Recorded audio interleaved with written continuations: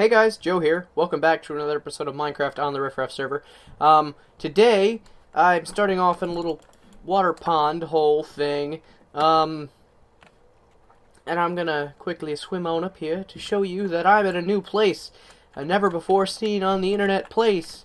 Not true. It's been seen on Reese's live stream, but that's the only place. Otherwise, this is completely new. I've never actually been out here on camera or anywhere. I've actually just found it the other day.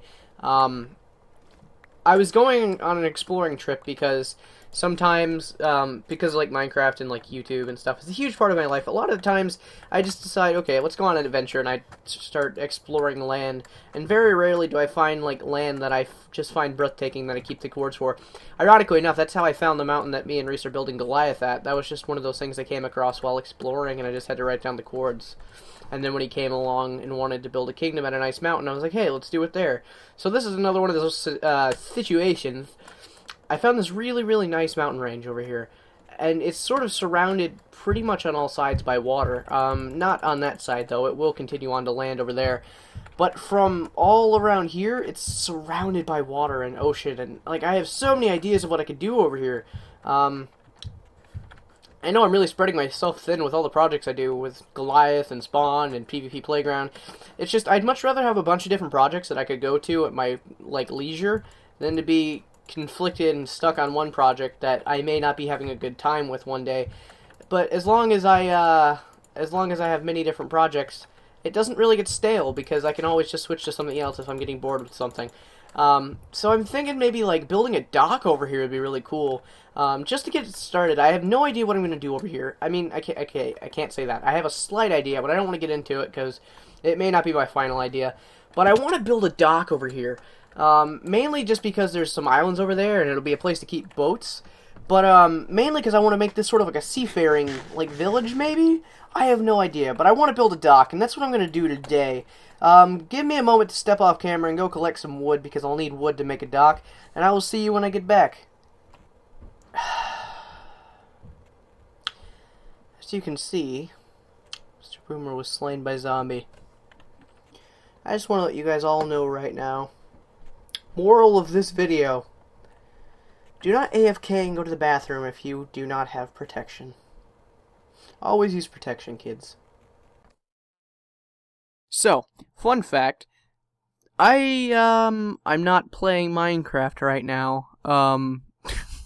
Yeah, actually, I'm not playing Minecraft. I actually recorded this episode on Monday with the commentary topic that I spoke about in the part that you see right now, being kind of outdated for this episode. So I decided I'd re-record, or not re-record. The first bit is still intact, but this bit is just footage. And I'm dubbing over what I had already said. So, as I said before, I wanted to build a dock. I managed to build a dock. It's not the most fantastic dock in the world, but I'm happy with it. I may upgrade it in the future, but you know, if I don't, it's just because I'm fine with it. It could be a better dock, but you know, it works out for what it is. So, ironically enough, in the commentary that I'm dubbing over, I talked about wanting to see The Fault in Our Stars. If you don't know what that is, it is a young adult romantic drama film based on the young adult novel by one YouTube vlog brother named John Green, which came out last Friday. Fantastic movie, but story time as to why I got to see The Fault in Our Stars. So, me and my friend, Ashley, she's been on the channel a few times, so you may know who she is. Her mom works at the movie theater, and we see movies quite a bit, and we'll be sitting there before movies start, and we'll be watching the trailers, and if a movie's really interesting looking, she'll turn to me and said, we're seeing that. So I'm like, okay, we'll see that. Well, Maleficent was a movie that was coming out, and Tuesday was her birthday, so I decided, okay, we'll go see that around her birthday time. So we did. I messaged her and said, hey, do you still want to go see Maleficent? She was like, yeah, sure. So we make plans to go see Maleficent, which was like 7:05 3D showing. Originally, that was all we were going to do. We were just going to see Maleficent. But after Maleficent, she was just like, do you want to just keep watching movies? So that was what I my Friday, no, not Friday, that was what my Wednesday night consisted of, is just marathoning a bunch of movies in a movie theater, and they were fantastic. The movies, as following: Maleficent, The Fault in Our Stars, and A Million Ways to Die in the West. I will go in order. Maleficent was pretty good. I enjoyed it quite a lot. I never actually saw Sleeping Beauty when I was a kid, so I didn't quite understand. Like, I knew the basic general idea of what was going on. Excuse me while I take a drink of water. This is extremely unprofessional. I apologize. Oh, that's better. But I knew the basic idea, and it was a really cool reimagining too, like the classic sort of Sleeping Beauty story, and I really enjoyed it. Pretty sure she was kind of iffy on it. I know she wanted to see it because Aurora and Sleeping Beauty is her favorite Disney princess. And it's moments like that when I say that I remember that she's a girl. But yeah, Maleficent was pretty good. Angelina Jolie is actually a surprisingly decent actor. I never expected her to... I don't think I've ever actually seen Angelina Jolie act in anything besides Mr. and Mrs. Smith, and I don't take that movie very seriously. But she's actually a fairly decent actress. I found it really funny because there's a line in the movie where a little girl, or a little Aurora, walks up to her, and she's just like, "I don't like children." And of course I'm thinking to myself, well, Angelina Jolie doesn't like children. Yeah, get a load of this one. Because of her many, many children that she has adopted over the years, from foreign countries and whatnot. But yeah, that movie was pretty good. Luckily, I was hungry because all I ate that day was a burger. Halfway through the movie, her mom walked in and gave us nachos, so that was really, really thrilling. Nachos were the highlight of my day, is what I'm trying to say. Then we went to see The Fault in Our Stars, which I'd already really wanted to see, and I was really fortunate and lucky enough to be able to see. And that was really good. I'd never read the book, so I kind of went into it with a fresh slate. I knew what happened with the whole story. I didn't know the entirety of the plot. I only know that, Hazel had cancer, Gus once had cancer, and I knew the ending of the book, unfortunately. But because of all that stuff, I don't know, the experience wasn't as new to me. I probably went into it with about the same... I went into it with sort of an estranged book reader's viewpoint. Like, I went into it not looking at it mainly like a movie, because I'd never read the book, of course. Like, if I'd probably read the book, I probably expected it to be like the book, but I hadn't. So I went into it just looking at it as a movie of its own product. And I thought it was pretty good. And unfortunately, I knew the ending, so I kind of went in there knowing what was going to happen. But I didn't know how it happened, and that was a really nice thing to shake up. One of my favorite actresses in it, actually, Nat Wolff. When I was younger, I had a huge thing for the old Nickelodeon show, Naked Brothers Band. And it's kind of sad how obsessed I was with that show. I mean, I have like 3 DVDs of that show upstairs in my DVD cabinet.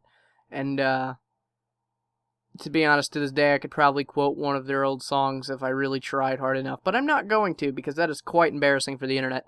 Anyways, that movie was fantastic. It was a lot more funny than I expected it to be perfectly honest. I didn't really know what I expected to see out of the movie. Like, because I'd never read the book, I had no idea what I was really getting into besides the whole plot points. And the characters were, like, really, really entertaining to me for some reason.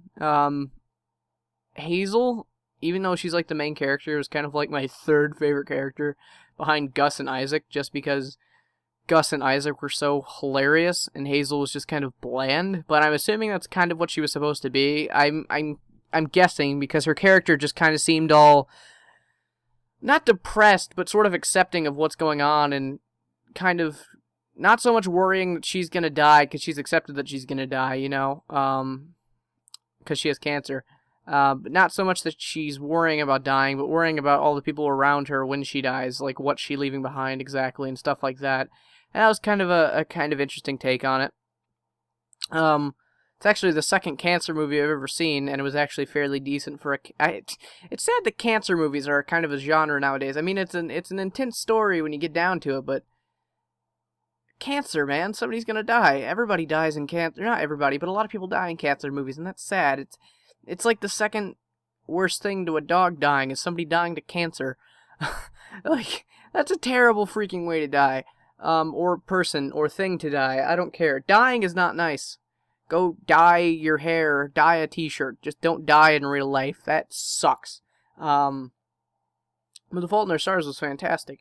Then, later that evening, we decided we wanted to see one more movie, because there was time, and we ended up going to see A Million Ways to Die in the West, which was made by Seth MacFarlane, creator of Family Guy and Ted. What were my opinions on it? It was just a long episode of Family Guy. If you like Family Guy, then you'll like this movie, is basically what I've been telling every single person I know. It's no different than his other stuff. It's about the same kind of humor, same sort of cutaways. Not the same cutaways, but that sort of area of comedy. But surely, if you've liked Seth MacFarlane stuff in the past, you'll like this movie. It was actually pretty funny. I actually walked into it with no expectations. Like, I'd seen the trailers and didn't expect much of it, just because, like, the thing with Seth MacFarlane is he sort of bases off of a lot of juvenile humor, which, I'm not even gonna lie, I find juvenile humor hilarious, just like everybody else in the world. I just have a different sort of tolerance point of it.